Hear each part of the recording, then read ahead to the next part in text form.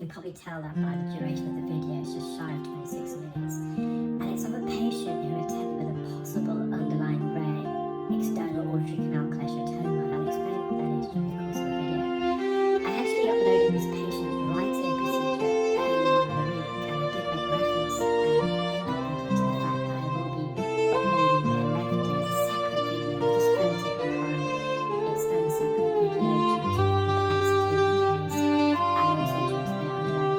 So it gives me a bit of time to explain what a cholesteatoma is, and more specifically what an external auditory canal cholesteatoma is. So what you're seeing in this patient's left ear is a plug, a really hardened plug of wax and keratin. It's so dry, it's really compressed against the canal walls, which makes it really, really hard to remove. It's probably the length of this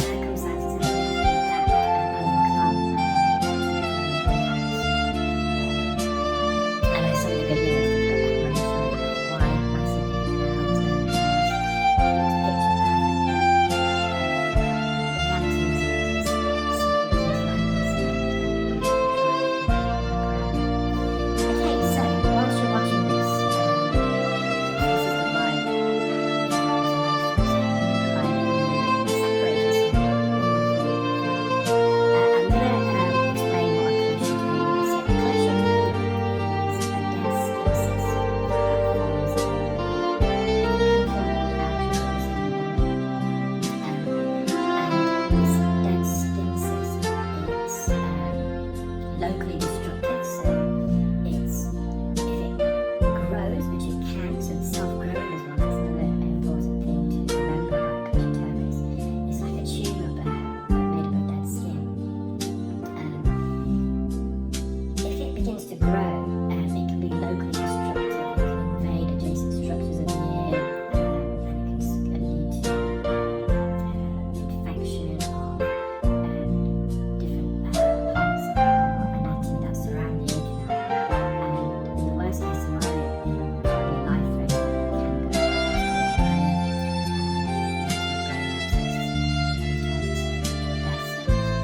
is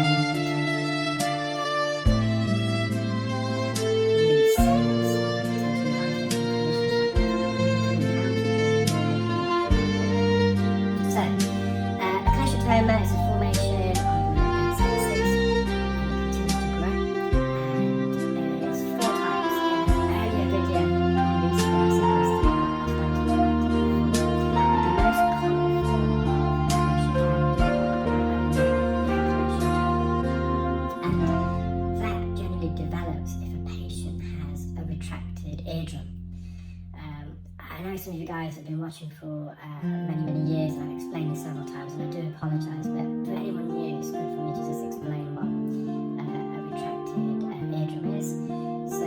eardrum, which is probably 2.5 centimeters deep into the ear canal.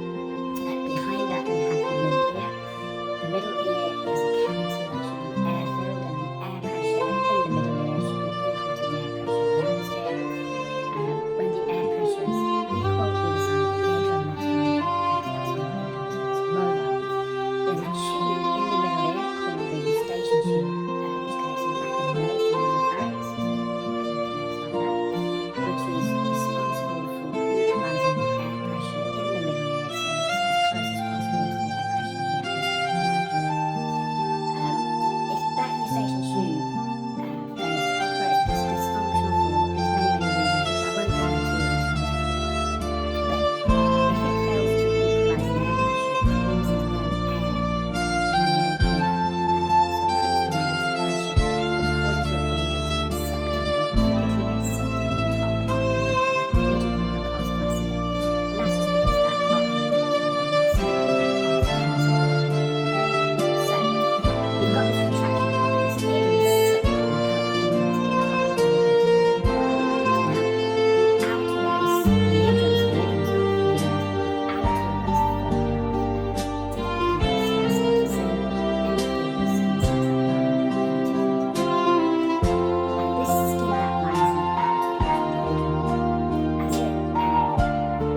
as it sheds, it moves sideways out of the eardrum. So imagine the centre of the eardrum, you've got all these skin cells, it briefly migrates outwards to the edge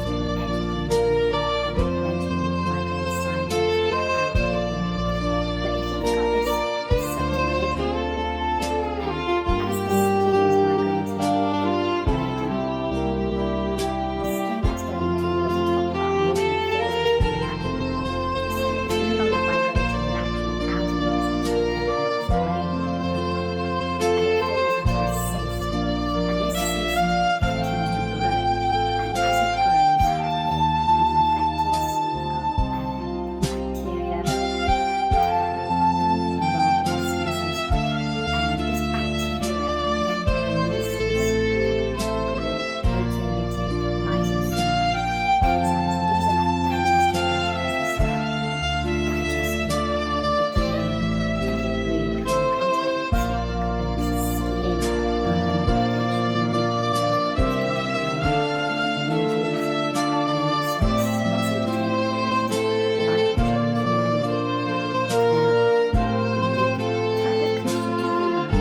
eardrum, and it forms into a cyst. And this cyst continues to grow, and as it grows, it becomes infected. So you've got bacteria involved in the skin cells, and this bacteria then releases proteolytic lysosome enzymes, and these are like digestive enzymes. They start digesting, decaying anything that really comes in contact with the skin. It could be skin, bone, at birth, there's some of the skin in the middle ear where it shouldn't be. So it could just be a case of mutation. Some of the skin that lines the middle ear, which is mucosal skin, that somehow mutates into the epithelial skin, for example. So that's called a congenital cholesteatoma. It kind of presents itself as a white mass, and this dead skin is at its early stage, it's kind of like a white mass, and then it can change colour, it can oxidize, it can change colour into a dark brown. But they're normally visible when performed on what we call the anterior superior quadrant. In the case of this patient's left ear, visible between say 9 and 12 o'clock, which is the right ear, between 12 and 3 o'clock. And it's like a white mass. It may actually look a bit like scar tissue, whereas in the normal scar tissue tendons. As I said, it's normally detected in low epithelial cells. You then get what we call a secondary cholesteatoma, and that can occur just following sex. So, for example, if a patient has perforation of the eardrum, as the skin is migrating off the eardrum, it triggers into that perforation. Or post-surgery, so if a patient has surgery which involves the lifting of the eardrum to give them access into the ear, there could just be some skin that's kind of cut away during the procedure that enters the middle ear, for example, or when the eardrum is kind of placed back into its normal position, somehow the skin kind of just abnormally sheds into the middle ear cavity. So that's a secondary cholesteatoma. It's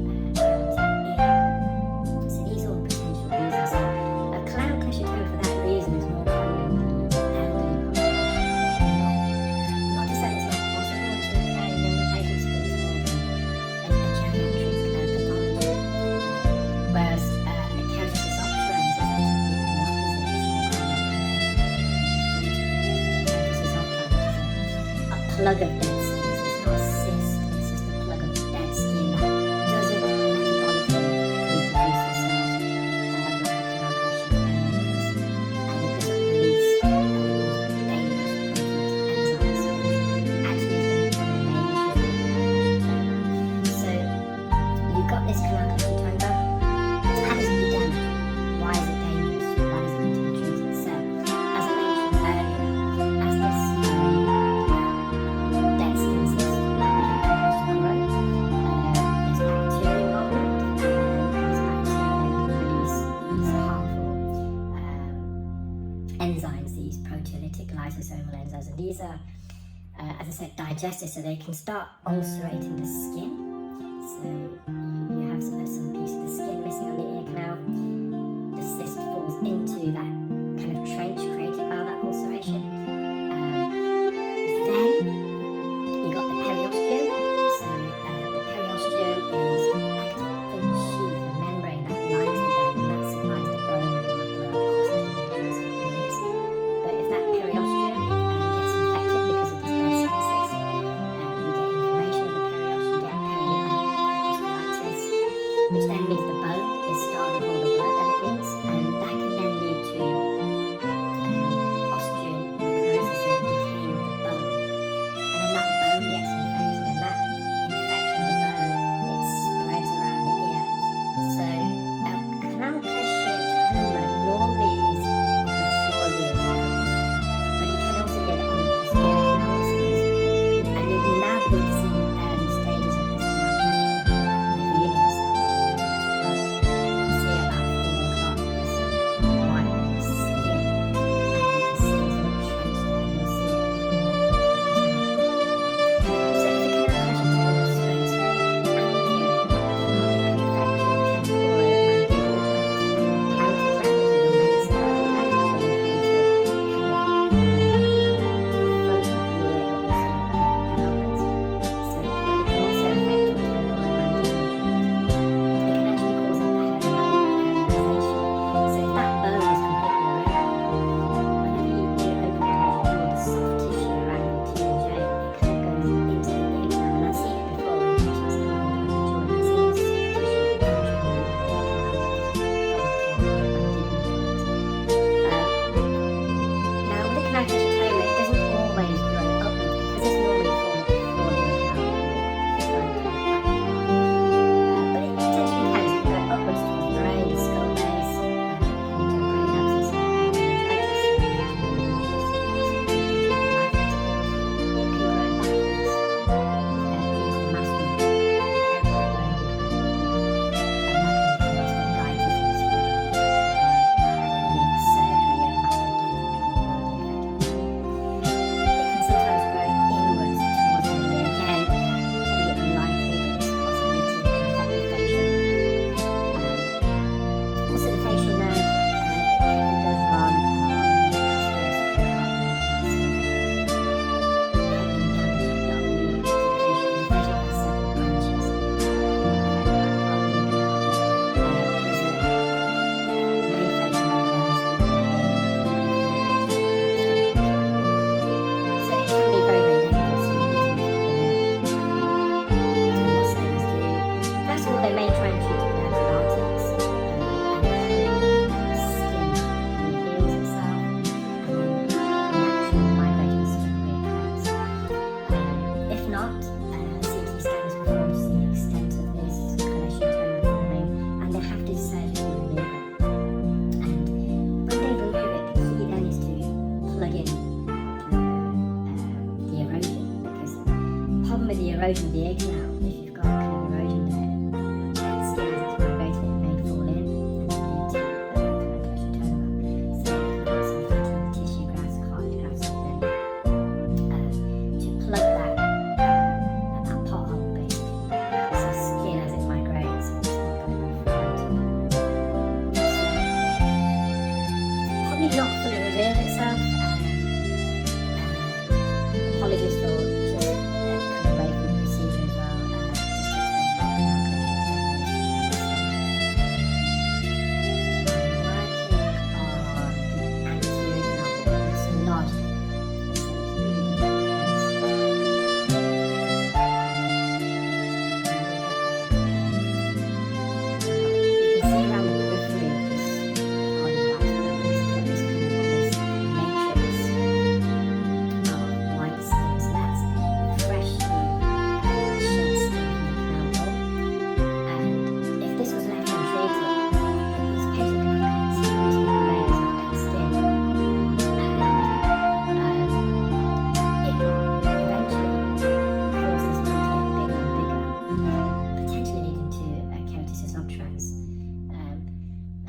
time to explain what keratosis obtrans is. Yes, I will explain it, because quite often a keratosis obtrans historically has been misdiagnosed for canal cholesteatoma and vice versa. So at the core, keratosis obtrans is a dead skin plug, but it doesn't cause a localized erosion like a canal cholesteatoma, so it causes a global widening of the canal. But importantly, a keratosis obtrans should also the skin. You don't get any proteolytic enzymes. The reason why you get proteolytic enzymes with a canal cholesteatoma is, whereas a keratosis obtrans, so let's just go back to the anatomy of the skin, so that epithelial layer of skin, you can actually subdivide that. Itself, you've got 5 layers. You've got stratum basal layer, which is the epithelial layer, so it's the deepest layer. And at the stratum basal layer, that's where new skin cells are formed. And then they go and process called mitosis. So a canal cholesteatoma, it contains all the layers of the epithelial skin. So you've got stratum basal, stratum spinosum, stratum granulosum. In the ear, you don't have stratum basal, and then the most superficial layer of the epidermis, which is the stratum corneum. Because the canal cholesteatoma involves the stratum basal, that's why the skin cells continue to grow and it's metabolically active. And it's in that stratum basal layer as well where it releases these proteolytic enzymes. So that's the key. Keratosis obtrans is just that stratum corneum layer. It's the outer, most superficial layer of the skin. And that layer of skin is completely dead. It doesn't reproduce new skin cells. There's no proteolytic enzymes. So that's a core difference. It's physiology. So you begin to see this is the region here where this patient there's a trench, there's ulceration, there's some keratin there which we removed, and you also see some extra bones. So it may look quite innocuous, and sometimes this is hidden by a thick layer of wet epithelial skin. And it's not permitted to peel away that skin and to reveal itself. In fact, a patient who had a mother with a previously coming, and it was a time during COVID, so I didn't really recognise her, but she just stayed with me because I read her notes later because we found that she also presented with something like this, which I presume confirmed to a colleague who's a consultant, and it was confirmed that it was a canal cholesteatoma. Initially, they tried to treat it conservatively, regular cleaning of the ear, antibiotics, but eventually they had to operate and they drilled away all the infected bone so it doesn't spread. And then they filled in that erosion with some fatty tissue grafts, and they were just very grateful. So again, so something like that, you may think, okay, well, it's not deep, and that's one of the good signs. There's no active discharge here at the moment, so I'm hoping this is caught up very, very early stages. So there's different stages of canal cholesteatoma. I think stage 1 is when you get this thick blanket of wet epithelial skin. Stage 2 is when you get an ulceration to skin. The skin is definitely ulcerated. Stage 3 is osteal necrosis, osteolytic bone, and osteoitis. So that's when the bone starts to decay, which there is some decay happening here. And stage 4 is when it starts to invade the connective structure and potentially go into serious stage. So I'm just trying to get in there, trying to get some hard coating out. I managed to get as much as that clear without it being uncomfortable for the patient. There are some underlying bone mass in there, so I'm just trying to get some keratin off the cells. But that yellowy part that you see, that's actually metatemporal bone. I didn't have it broken apart. Now, we've got this layers of wet epithelial skin, so I want to peel this away just in case there's more than one canal cholesteatoma. Obviously, this is very tricky to do. You need a steady hand, and I would have probably early on in my career when I first started really struggled